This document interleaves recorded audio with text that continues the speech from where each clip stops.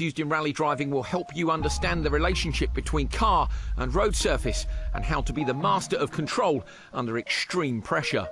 Dirt Rally has a precisely detailed vehicle handling model, so you will need to utilise real-world driving techniques to get through our most technical stages in one piece. Master these techniques and you'll maximise the potential of every car, allowing you to get better stage times and challenge for championship victories.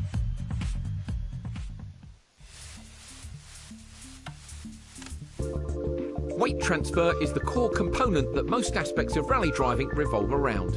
That is, the inertia of the car's weight as it changes direction. This is the force that makes your body move as the car brakes, accelerates and turns. Weight transfer affects the amount of mechanical pressure applied by each of the 4 tyres against the road surface. When a car speeds up, slows down or turns, each tyre will experience a difference in that mechanical pressure compared to when the car is stationary. This results in an increase or decrease of the potential grip available. Braking and accelerating produces longitudinal weight transfer, and turning produces lateral weight transfer.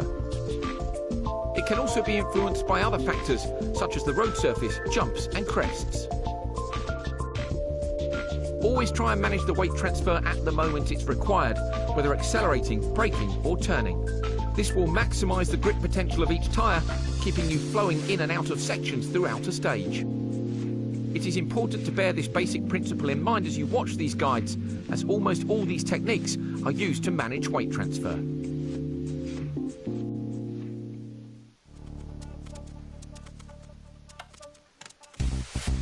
Like an aeroplane, rally cars move in 3 axes: roll, pitch and yaw. Rally cars are known for performing big slides. Most of the time, these slides are induced by the driver to achieve as high a speed through a corner as possible without sliding off the road.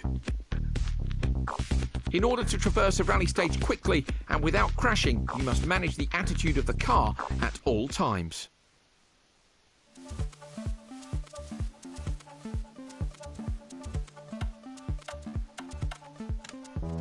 In rallying, the racing line means the same as in any other form of motorsport. That is, to straighten the track as much as possible through corners.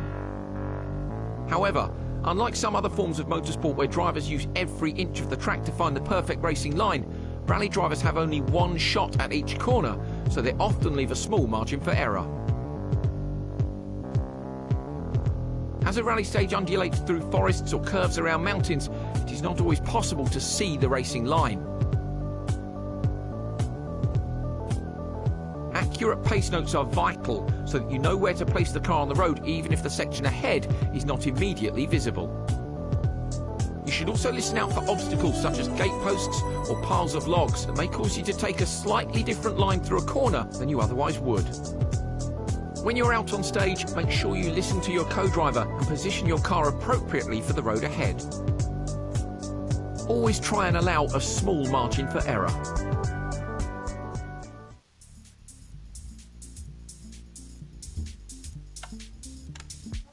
When you hear drivers talking about maximum attack, they are talking about when they are pushing as hard as they can to get the most out of the car. This often leads to some of the most spectacular moments in rallying as drivers set stage records or push too far and have an event-ending crash. Knowing when to push and when to be conservative are vital when competing in an event. If you're recovering from a mechanical issue and you're trying to make up time to the rest of the field, it may be a valid strategy to push harder as you have very little to lose.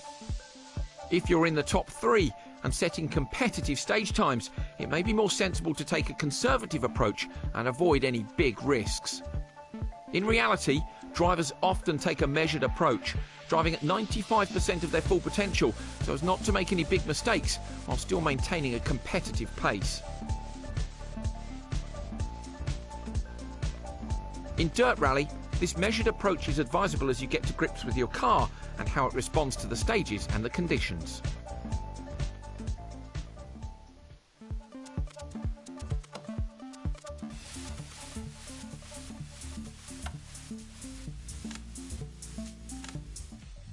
If the front wheels of a car lose traction with the road surface while attempting to steer, the car enters a state known as understeer. Understeer is always bad and never intentionally used in any rally driving technique. In fact, some of these techniques are used specifically to avoid understeer.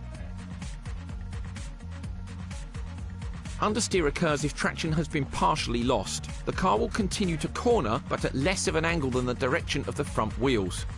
The car will feel like it is pushing forward. In this situation, applying more steering angle often makes the situation worse, as doing so requires even more traction than was initially being asked of the front tyres. If the wheels have entirely lost traction, the car will cease turning and will slide in the direction it was travelling before the wheels locked. This is particularly common while steering under heavy braking, as the traction of the tyre is being used partly to slow the car down and partly to turn. The correct response is to stop any input to the brake and accelerator and reduce the steering angle. This allows the weight of the car to settle and traction to be regained. On loose surfaces such as gravel and snow, there is an increased chance of understeer due to the